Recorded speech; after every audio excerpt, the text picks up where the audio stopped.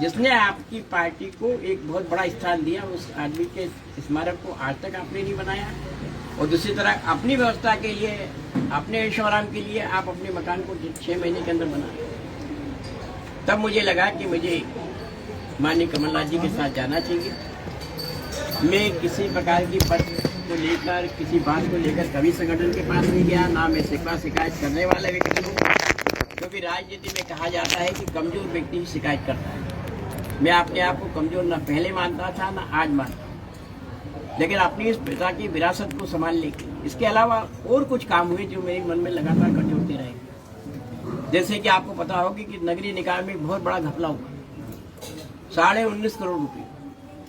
लगातार मैं प्रदेश के मुख्यमंत्री जी को, मंत्री जी को, संगठनकर्ताओं को अवगत कराता रहा कि इतना बड़ा घपला हमारी बागली विधानसभा में हो गया। बागली की जनता को मैं ये जानता हूँ कि पूरे विश्व में एकमात्र बागली ऐसा विधानसभा रहा होगा जिसकी जनता ने ईमानदारी को वोट दिया। मैं जानता हूँ कि बागली में काम वो नहीं हुए जो होना चाहिए, लेकिन जोशी जी ईमानदार है, जोशी जी झूठ नहीं बोलते। इसको लेकर बागली की जनता ने एक नहीं 8 बार जोशी जी को विधानसभा में पहुंचाया।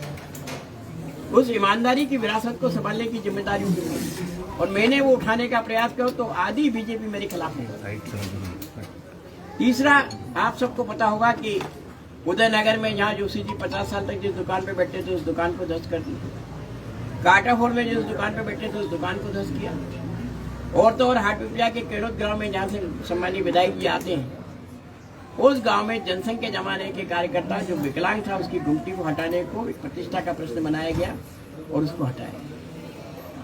जब जिम्मेदारों तक ये बातें पहुंचाई जा रही और जिम्मेदार इन बातों को प्रयास नहीं कर रहे, तब मेरा प्रयास ये हुआ कि इन लोगों के साथ जो जाती हुई है उसके लिए मुझे लड़ाई लड़ना चाहिए, क्योंकि मैं घर बैठ जाऊंगा तो ठीक नहीं रहेगा।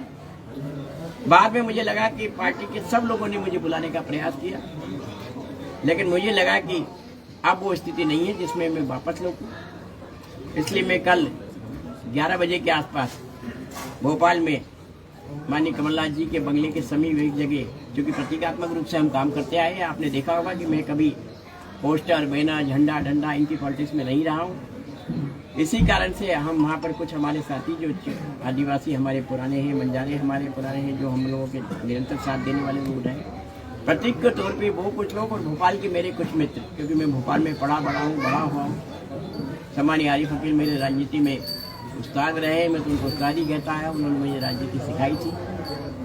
उनके कुछ साथियों के साथ मैं कल कांग्रेस के माननीय अध्यक्ष कमलनाथ जी के घर पर अपने पिता के फोटो को लेकर जाऊंगा, क्योंकि पिता मेरे हैं। पार्टी के नीति सिद्धांत को बनाने वाले जरूर हैं, लेकिन उनके पुत्र होने के नाते मेरे सबसे नज़दीक है और मैं इस नाते से उनके उस चित्र को लेकर कमलनाथ जी तक जाकर यही निवेदन करूंगा कि आप इस चित्र की मर्यादा को बनाए रखने के लिए अपनी पार्टी में इस चीज़ को सम्मिलित करते हुए मुझे अपना स्थान देने का प्रयत्न करें। मैं किसी प्रकार के चुनाव, टिकट, वादे, किसी चीज़ से भी कमलनाथ जी को बांधना नहीं चाहता। लोगों ने कहा है कि आप चुनाव में टिकट नहीं मांग रहे, आप कुछ मांग नहीं रहे। मैंने कहा मैंने पहले मांगा था ना आज मांगा। हालांकि जाति से ब्राह्मण हूँ, जाति का स्वभाव मांगना होता, लेकिन फिर भी मैंने जाति के स्वभाव को दिखाने का प्रयास नहीं किया। ब्राह्मण हमेशा मांग सकता है, लेकिन मैंने कभी मांगने का प्रयास नहीं। पार्टी के लोगों ने जिस प्रकार का प्रयत्न किया, चाहे देवास जिला हो चाहे बाहर का हो, जिन जिन भवनों का निर्माण, जिन भवनों का शिलान्यास मेरे मंत्रिमंडल के कार्यकाल में हुआ, उन पे अपने पत्थर जरूर लगाए, लेकिन मुझे आमंत्रित करने का प्रयास नहीं किया। मुझे लगता है देवास जिले में तो मैं पार्टी के लिए एक तरीके से इस प्रकार का व्यक्ति हो गया, अगर मैं पार्टी के किसी कार्यक्रम में पहुंच जाता था तो लोगों को लगता था कि आ क्यों गया है। तो ऐसे तत्वों के साथ बैठना भी मुझे अच्छा नहीं लग रहा, जो मुझे भाता ही नहीं है, जो मुझे नहीं पसंद करता, तो मैं उनके बीच जाके क्यों बैठूं।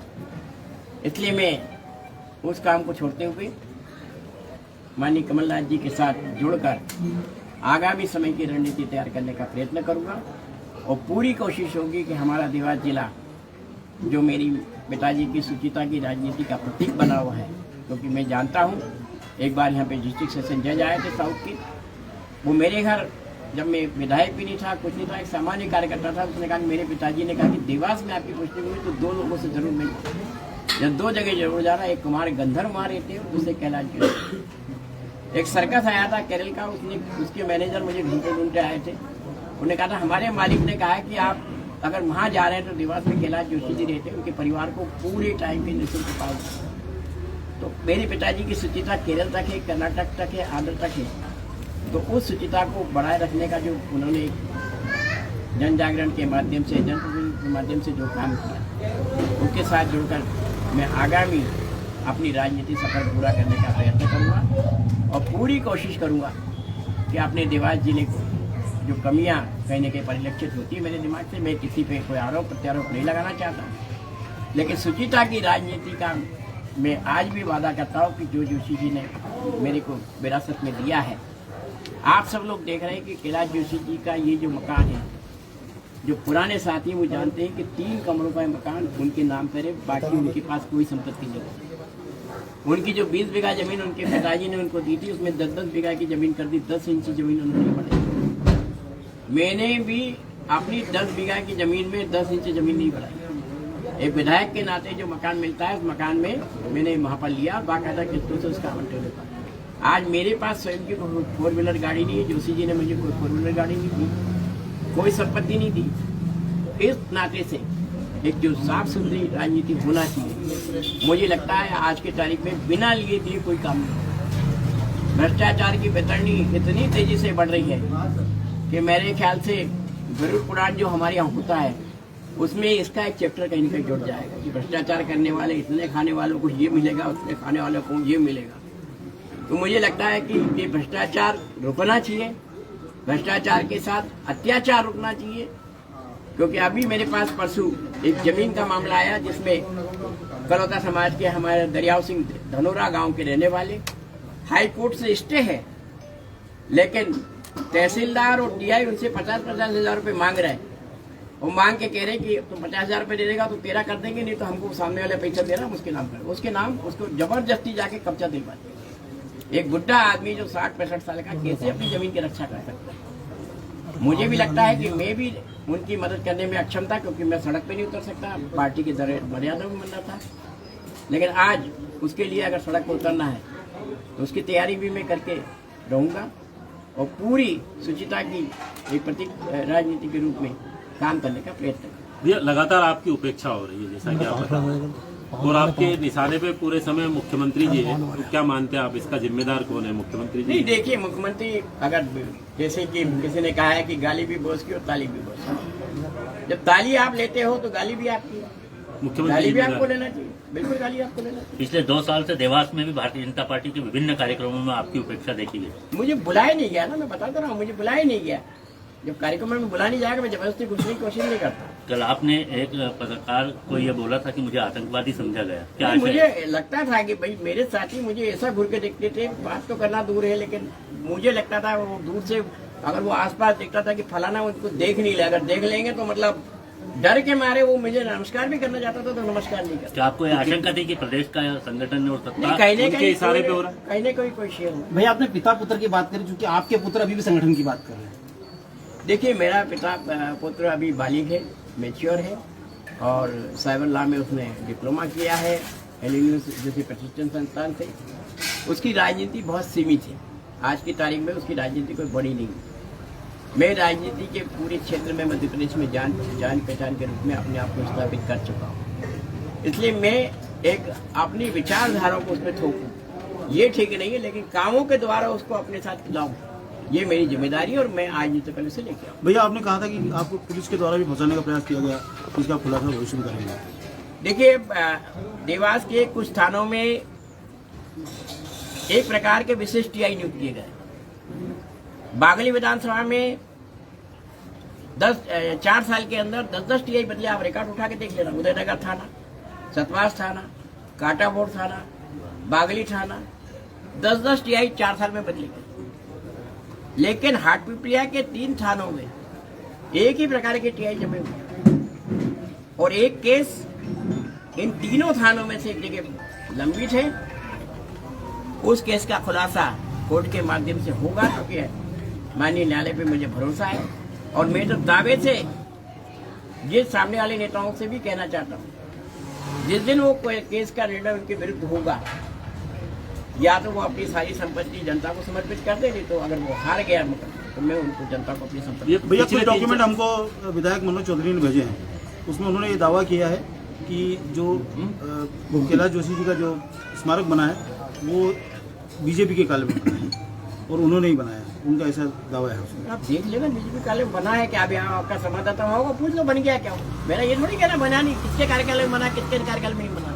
मैं ये क्या कह रहा हूँ, मैं तो कह रहा हूँ ना कि मुख्यमंत्री शिवराज सिंह चौहान ज्योतिरादित्य उसको सलाह किया था, लेकिन बना नहीं ना।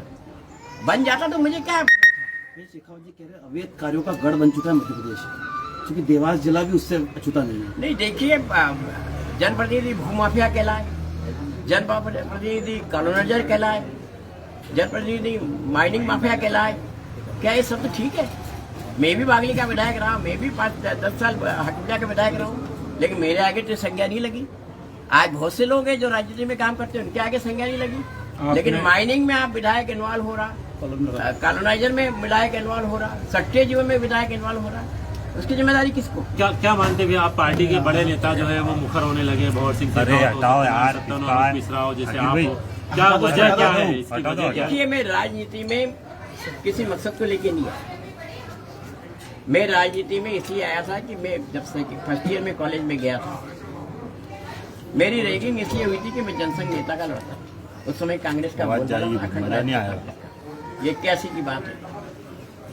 उसी दिन मैंने तय कर लिया था कि इस रैगिंग व्यवस्था को मैं खत्म करूंगा, और मैंने वो काम हासिल करके लोगों को दिखा दिया मीडिया कॉलेज से, उस कॉलेज में जहां कांग्रेस की राजनीति अखंड रूप से पाई जाती है। तो मैंने अपने प्रयासों के माध्यम से करने का प्रयत्न किया, लेकिन ये जो हालात वर्तमान में है, आज नहीं तो कल जिस प्रकार की व्यवस्था हम जनता को दे रहे हैं वो ठीक नहीं है। माननीय कैलाश विजयवर्गीय जी का आज का बयान भी आप इशारे के रूप में समझ। माननीय भंवर सिंह जी शेखावत हमारे पार्टी के बहुत पुराने नेता हैं। सत्यनारायण सत्तन जी ने अपनी बात रखी, कौन व्यक्ति नहीं रख रहा? क्या कारण? अब मुखर क्यों हो रहे हैं? क्या कारण है? दिशाहीन है क्या? भाई मुझे लगता है कि 1857 की क्रांति मंगल पांडे ने शुरुआत की, हो सकता है क्रांति का जनक मैं हो जाऊं। एक अहम सवाल है जोशी जी, एक अहम सवाल है कि आप जब कांग्रेस में जा रहे हैं तो देवास की जो 5 विधानसभा सीटों पे क्या इस पे असर पड़ेगा? देखिए, पड़े नहीं पड़े, मेरे बड़ी संख्या में समर्थक हैं और मैं जानता हूं कि उन समर्थकों को मैं उजागर भी नहीं करना चाहता, लेकिन जिस पार्टी के साथ मैं हूं मैं उसके साथ ईमानदारी से करूं, और मेरी पूरी प्रयास होगी कि ये 5 सीटें भारतीय जनता पार्टी के खातों में जाए। और मैंने स्वयं ने कहा, अगर पार्टी को मुझे दाव पे लगाना है तो मैं बुधनी से चुनाव लड़ने के लिए तैयार हूँ। अगर पार्टी मुझे आज निर्देश दे देगी 2-4 दिन के अंदर, तो मैं दावे से कह सकता हूँ कि हो सकता है बुधनी का निर्णय भी बहुत बड़ा परिवर्तनकारी हो जाए। भाई साहब, कैलाश जोशी जी आपके पिताजी ने पार्टी को खड़ा करने में अहम भूमिका निभाई। इस परिस्थिति में क्या आपके ऊपर प्रेशर है कांग्रेस की तरफ से? किन बीजेपी के वरिष्ठ नेताओं ने अभी तक आपसे संपर्क साधा है? मेरे बीजेपी के सब लोगों ने किया, मैं नाम नहीं बताना। मुख्यमंत्री जी ने कोई बातचीत की? मुख्यमंत्री जी ने कोशिश कर ली, अध्यक्ष जी ने कोशिश कर ली, प्रदेश राष्ट्रीय नेताओं ने भी कोशिश की, कुछ हमारे अनुसांगिक संगठन के लोगों ने कोशिश की, कुछ मित्र यारों ने कोशिश की। आलोक संजर मेरे प्रदेश के जो भोपाल के सांसद रहे, मेरे अभिन्न मित्र रहे, उनको काफी तादाद में लगातार प्रयत्न करने की कोशिश की।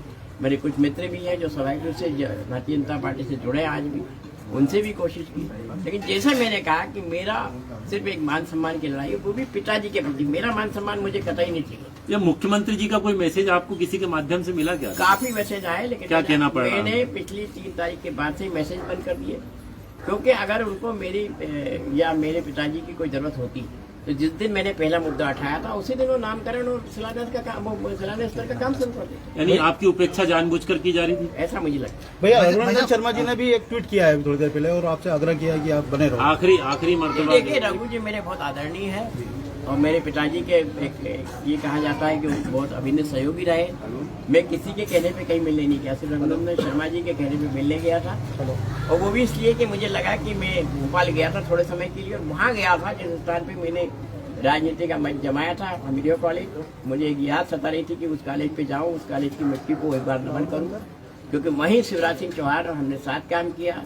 उस समय शिवराज सिंह चौहान संगठन करता थे, मैं प्रतिनिधित्व काम करता था। मुझे तो ये लगता है कि मैं हीरो था और वो जीरो थे, तो मैं उनको ये संदेश देना चाहता था कि आ जाइए शिवराज जी, इसी पिच पे अपन लोग मुकाबला कर लेते हैं, क्यों अपन जनता जनार्दन कार्यकर्ताओं को परेशान करें। आमने सामने का मुकाबला इसी मुझे कॉलेज में लड़ लेते हैं, जनता आपका साथ दे, आप जीत जाना, जनता मेरा साथ दे, मैं जीत। भैया जिस तरह से आप बात कर रहे हैं कांग्रेस में, इसके पहले आपके आंखों से आंसू आ रहे हैं। नहीं देखिए, आंसू इसलिए आ रहे हैं कि पिताजी की विरासत को बचाने की जिम्मेदारी जिस मुश्किल थी मेरे हाथ में थी, वो मैं निभा नहीं पाया, और मुझे लगता है कि ठीक नहीं है। दूसरा, उन परिवारों के प्रति मुझे चिंता है जो चौथी पीढ़ी 5वीं पीढ़ी के रूप में हमारे साथ काम कर रहे हैं। हो सकता है गाय बगाए उनको मेरा निर्णय बुरा लग रहा होगा, लेकिन उन्हीं परिवारों को बचाने के लिए आज मैं आगे बढ़ रहा हूँ।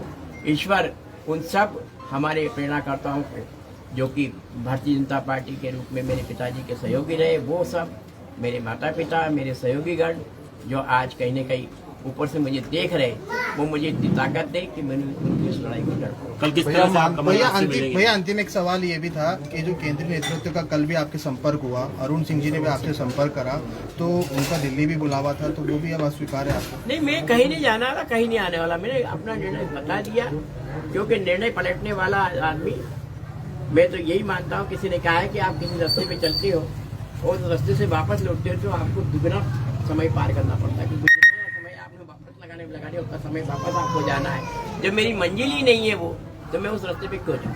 भैया बरसों बरस आपने बीजेपी में काम किया है, पूरा जीवन दिया है, आपके लिए भावुकता वाला पल है एक तरह से, क्या कहेंगे? नहीं देखिए, निश्चित रूप से होता है, मैं कह रहा ना, मैं अपने आप को कई असहज महसूस कर रहा हूँ, लेकिन उन कार्यकर्ताओं को देखने के बाद कि जिनकी चौथी पीढ़ी 5वीं पीढ़ी, जिसको हमने कुछ नहीं दिया, अगर उनको बुरा लगता है कि वो कहेंगे कि दीपक भैया इसलिए चले गए, लेकिन मैं किसी पद प्रतिष्ठा के कारण नहीं गया, मैं अपने पिता की उस विरासत को, जिसको संभालने की जिम्मेदारी मेरी पुत्र होने के नाते, क्योंकि विरासत का लाभ सबसे ज्यादा मुझे मिला, आज उस लाभ को अगर मैं पिताजी को लौटा नहीं पाऊँ तो ये मेरे लिए ठीक नहीं होगा। और मुझे लगता है कि आज मेरी पत्नी की पुण्यतिथि भी है, तो ऐसे अवसर में मैं यही कर सकता हूँ कि परिवार के साथ और समाज के साथ मिलकर उनके इस विरासत को संभालने जी, आपने कहा चुनाव नहीं लड़ूंगा तो बुधनी से ही, तो बुधनी क्यों? नहीं देखिए, मैं लड़ना चाहता हूँ तो किसी विशेष के आदमी के खिलाफ, मैं कोई पद के लिए नहीं लड़ना चाहता, लेकिन अगर पार्टी को लड़ाना है तो उस असुरक्षित सीट से लड़ाए जिसपे की कोई बंधनदार है। भैया 23 के चुनाव में अब 6-7 महीने कोई बचे हैं, क्या लगता है देवास की 5 विधानसभाओं पर आपके चले जाने से अब भारतीय जनता पार्टी को कितना असर पड़ने वाला? नहीं देखिए, असर पड़े नहीं पड़े, मैं अपना काम करूंगा, पूरी ताकत लड़ाऊंगा और पूरा प्रयत्न करूंगा कि अपने साथियों का जो विचार कहीं न कहीं उस पार्टी के प्रति था जिसको मैं छोड़ रहा हूं, और जिस पार्टी के साथ जुड़ रहा हूं, सीधी सीधी बात है कि भारतीय जनता पार्टी के साथ में था, आज मैं कांग्रेस के साथ जुड़ रहा हूं, तो वो सब कांग्रेस के साथ दे। और मुझे लगता है कि सालों साल इस गढ़ को बनाने में मेरे पिताजी का विशिष्ट योगदान रहा, उनसे असंख्य लोग जुड़े हुए, वो सब कहीं मेरी आवाज़ से सुनकर आज इस विचारधारा को अंगीकार कर लिया। भैया कितना असर मध्य प्रदेश में आपके कांग्रेस में जाने से होगा और भाजपा और क्या कितना नुकसान होने जा रहा है? चुनाव के परिणाम हम विपरीत परिस्थितियों में बदलते हुए देखेंगे? नहीं देखिए, मेरे पिताजी की बहुत बड़ी विरासत है, पूरा मध्य प्रदेश का ऐसा कोई गांव जहाँ 2000-3000 लोग रहते हैं, मैं तो मंदसौर जिले का, नीमच जिले का और रतलाम जिले का, शाजापुर जिले का, इसके अलावा कुछ जिलों में मैं मंत्री के नाते दौरे करे, कुछ जगह कमेटी के विधायक के सदस्य होने के नाते, कोई भी गांव ऐसा 2000-3000 जनसंख्या का नहीं है जहाँ जोशी जी नहीं है। और लोग उदाहरण दे के बात करते थे कि यहाँ जोशी जी हमारे यहाँ ठहरे थे, यहाँ खाना खाया था, यहाँ बातचीत की थी, यहाँ ऐसा किया था, तो कोई भी गाँव ऐसा नहीं है। और मैं जानता हूँ कि जोशी जी के साथ जुड़ने वाले विचारधारा के लोग एक पारदर्शिता की राजनीति चाहते थे, खास करके कथनी करने में और आर्थिक मामले। लेकिन आज पराकाष्ठा हो रही है इन चीज़ों की, क्योंकि माननीय मुख्यमंत्री जी से मैं 3 साल से मिल रहा हूँ, कथनी और करने का, BD शर्मा जी से मिल रहा हूँ, कथनी और करना का, संगठन के नेताओं से मिल रहा हूँ, कथनी और करने का। आर्थिक रूप से बातें हम करें तो हर जिले में आपको दिखेगा जिन लोगों का राज है, चाहे वो शराब माफिया हो, चाहे रेत माफिया हो, चाहे माइनिंग माफिया हो, चाहे कंस्ट्रक्शन माफिया हो, रोडों के हालात आप देखिए, 1 साल के अंदर रोड बन रही, पीछे से खुद नहीं जा रही। कौन इसके लिए जिम्मेदार है? जो लोग जिम्मेदार है उनकी